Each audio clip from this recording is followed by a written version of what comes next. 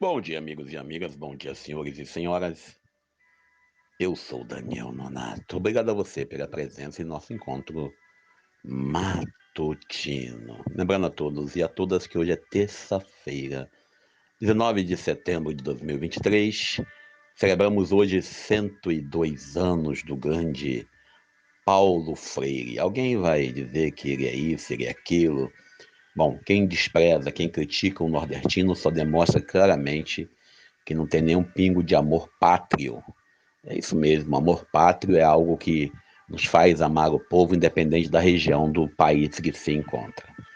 Vivemos ainda o melhor, o período pós-campanha, e ainda temos pessoas que acham que vai ter um segundo turno. Alguns acreditam que em 72 horas ainda não passou. Sei lá o que, né? Isso, eu quero entender. Temos consciência e racionalidade que o momento hoje envolve muitas coisas que ainda não estão boas, mas também existem coisas que melhoraram.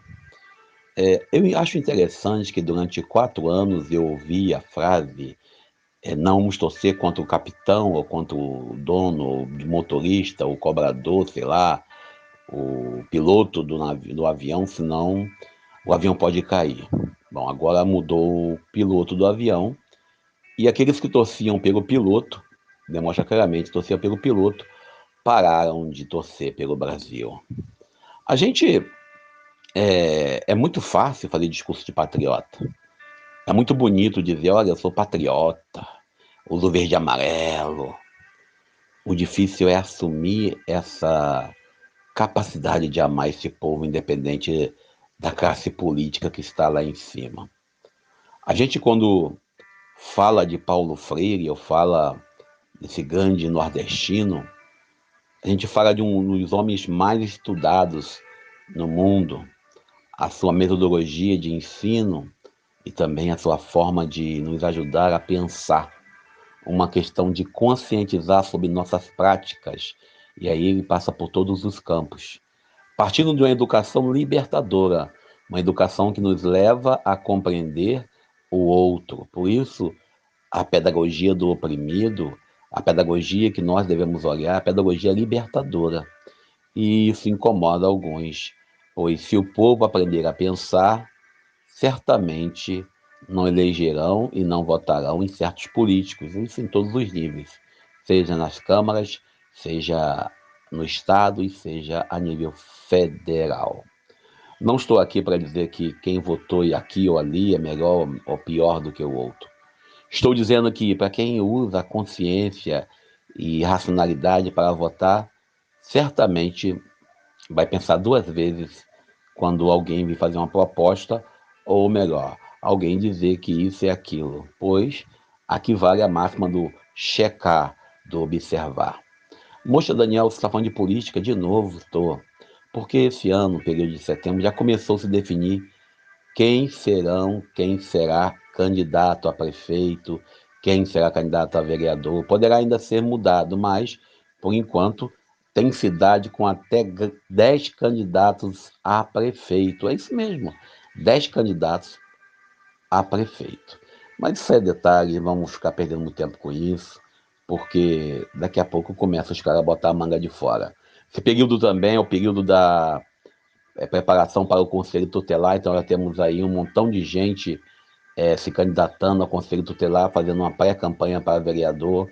Isso é ridículo, desculpe, mas seja na cidade de Japeri ou no Rio de Janeiro, se percebe uma instrumentalização e o uso indevido do cargo, ou melhor, há uma alavanca política para o Conselho Tutelar. A eleição acontece agora, 1º de outubro, e o pessoal já está todo mundo já falando, não, vai ter eleição, não é obrigado a votar, mas já tem gente aí mexendo céus e terras para poder chegar lá, para eleger esse conselheiro tutelar, não para trabalhar, mas para poder alavancar a possível vaga na Câmara dos Vereadores. Isso dá um nojo do caramba, né? Uma vergonha para nós. Como também a gente vê pessoas aí candidatas que não tem nada a ver com o período, com o caso do Conselho Tutelar. Nunca trabalharam com menor, nunca fizeram nada disso, mas estão candidatas. Inclusive, existe uma igreja aí manipulando e organizando os seus membros fiéis, seu curral eleitoral, para eleger candidato ao Conselho Tutelar. Melhor, para eleger conselheiro tutelar. Mas vamos nós para o Evangelho de hoje, não falei ainda hoje, então vamos nós. Hoje, na liturgia da Igreja Católica, o Evangelho é Lucas capítulo 7, versículo 11 ao 17, terça-feira da 24ª semana do tempo comum. Jesus, chegando em Cafarnaum, vai de encontro ao enterro. Nós estamos cada vez mais indo de encontro a enterros. E uma das coisas mais interessantes é parar o enterro. Devemos aprender a parar o enterro. É difícil, mas a morte que nos rodeia, seja ela a morte da violência causada pelos aparatos policiais, como no caso aí da jovem, da pequena, de apenas 3 anos, vítimas de um disparo da Polícia Rodoviária Federal, ali no final de semana veio a óbito. Também jovens que entram em conflito com a polícia por ter escolhido os caminhos nada legal. E a morte é algo que acontece em nosso dia a dia. Sem contar os milhares de homens e mulheres que já estão mortos politicamente, já estão mortos economicamente, já estão mortos no seu emocional. Essa é a realidade. Por isso, nós que somos cristãos, que cremos no Cristo, devemos aprender com Ele a parar o enterro. Devemos combater todo tipo de gente que defende a morte como solução. Seja a morte no ventre com aborto, seja a morte pela pena de morte, seja a pena de morte oficial ou extraoficial, seja a morte política, seja a morte econômica. Jesus hoje, ao parar o enterro, ele diz para nós que nós devemos parar os enterros, devemos ressuscitar pessoas. E a forma de ressuscitar tem várias maneiras. Uma delas é você dar uma palavra amiga, uma palavra de consolo. Outra é você ouvir sem criticar, sem condenar. Outra maneira ainda é você somente abraçar e não deixar e não falar. Não ouvir, não falar, apenas abraçar e acolher. Esse é o grande desafio. Talvez a gente precisa entender que o nosso Deus é um Deus da vida. O nosso Deus é um Deus do amor. Não temos dúvida disso. O nosso Deus, ele não quer ver choro por causa de morte, mas também somente choro de alegria.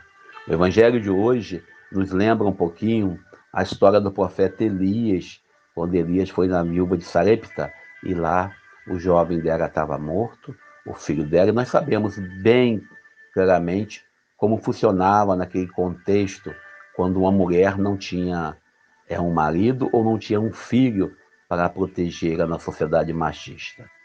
Nós vivemos essa ideia de uma sociedade ainda, na cabeça de alguns, patriarcal, onde a mulher tem que estar sob a tutela ou sobre a orientação de um macho, para assim poder ser mais mulher.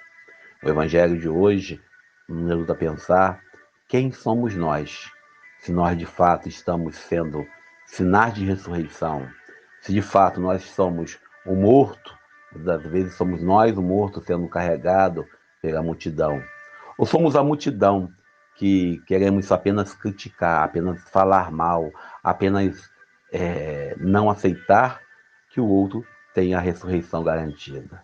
O Evangelho de hoje ainda nos ajuda a pensar sobre nossas realidades sociopolítica e também comunitária. Quem somos nós? Somos pessoas que levam o irmão para o buraco? Somos pessoas que levamos o irmão para a sepultura? Somos os que defendem a exclusão como base para a nossa realidade? Lembrando do Evangelho de Mateus, no seu capítulo 18, versículos do 1 ao 35, que lemos em 2 domingos seguidos, a gente tem que pensar bem antes de qualquer ação. Jesus para o enterro, Jesus ressuscita o morto e Jesus é criticado. Eu paro por aqui, pedindo a Deus que nos abençoe hoje e sempre. Eu sou Daniel Nonato.